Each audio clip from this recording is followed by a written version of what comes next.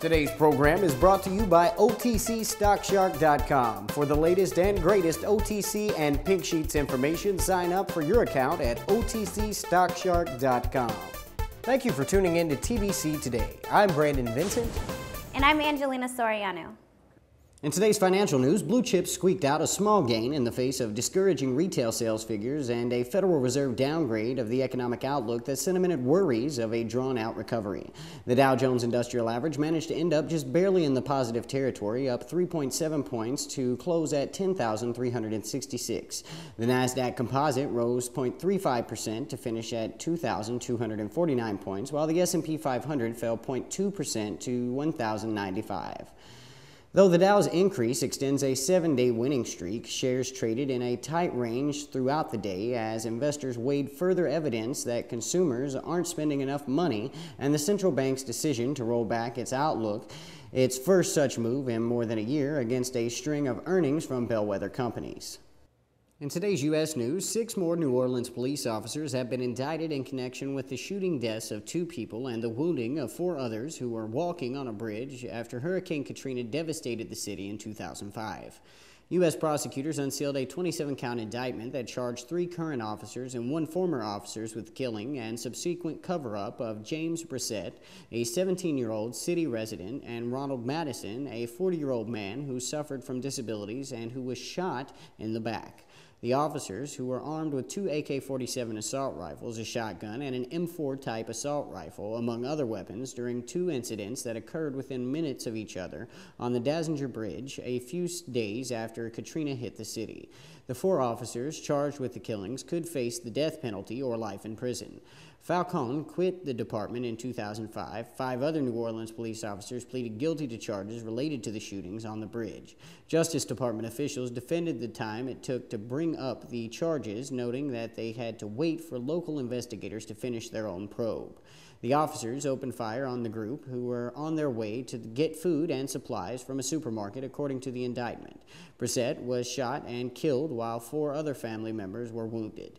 Minutes later, the officers went to the other side of the bridge, where they ran into Madison and his brother Lance. Ronald Madison was shot in the back by Falcone as he tried to run away and was kicked and stomped on by Bowen, according to the indictment. Lance Madison was arrested for attempted murder of a police officer, but released 3 weeks later, and no charges were filed. No guns or shell casings were recovered from the scene that day, though a month later 30 casings were collected.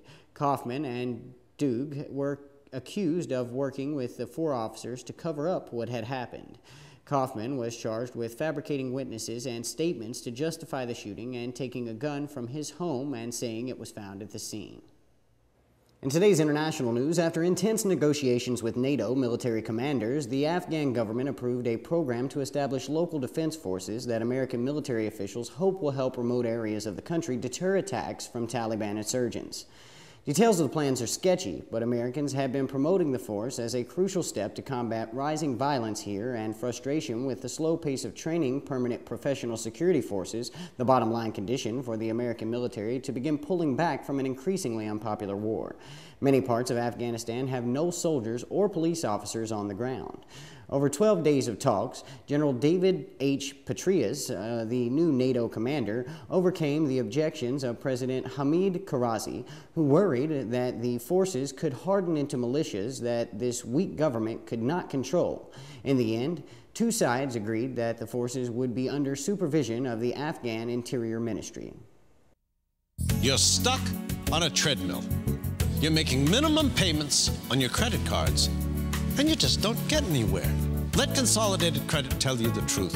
When credit card companies are charging high interest, it's virtually impossible to pay off your debt. Let's say you owe $5,000 and your rate is 21%. Of your $100 minimum payment, $87 is interest. It'll take you over 33 years to pay off that debt. Call Consolidated Credit. They'll get the credit card companies to reduce or eliminate your interest. Get off the treadmill. Get on with your life. Call Consolidated Credit. They're the freedom people.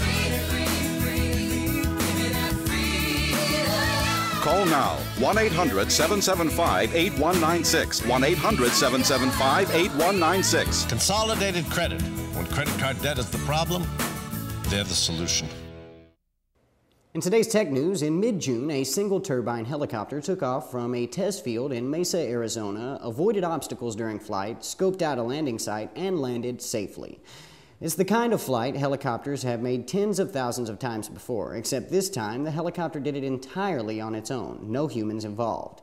It was the first fully autonomous flight of a full-size chopper ever.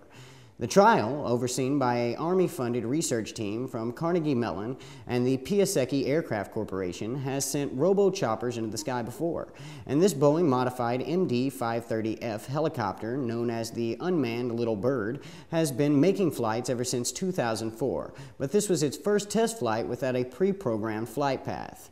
Unmanned smart choppers could help the military better handle dangerous territory and low visibility conditions to evacuate wounded soldiers or bring supplies to the front lines.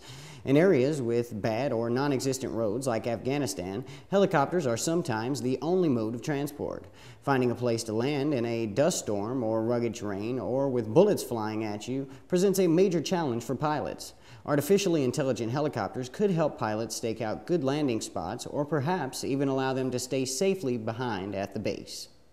In today's entertainment news, despite vowing to never marry partner Brad Pitt until it is legal for everyone to do so, Angelina Jolie is now singing a different tune. The actress, who stars in the upcoming film Salt, says she may reconsider tying the knot upon the request of her 6 children. But don't expect Jolie to walk down the aisle anytime soon. She said her brood is not asking just yet. They are very aware that nothing's missing, she explained. Another hot topic the actress says she hasn't ruled out is the possibility of having more children with Pitt. The actress went on to describe a typical busy morning in the Jolie-Pitt household, in which she admits Brad's better at making eggs and bacon than she is. Despite the never-ending reports that the Hollywood power couple is on the brink of a split, Jolie dismisses the idea, saying she and Brad will, of course, grow old together.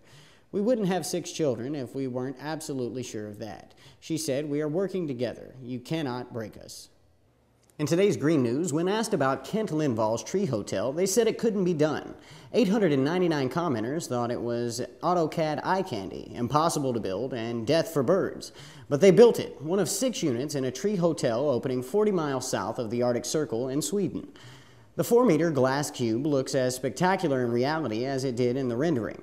Kent Lindvall, co-owner of the Tree Hotel, says everything will reflect in this project: the trees, the birds, the clouds, the sun, everything. So it should be nearly invisible in the forest. And what about the birds? According to Design Boom, Lindvall says that a special film that is visible to birds will be applied to the glass.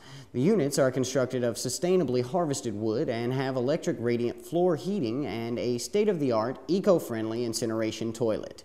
But other than that minor issue, it appears to be a true eco-resort. The owner says, "This is an untouched forest, and we want to keep it that way. We decided, for example, not to offer a snowmobile safari, which is very common up here. Instead, wilderness walks will be offered." Thank you for tuning in to TVC Today. I'm Brandon Vincent. And I'm Angelina Soriano.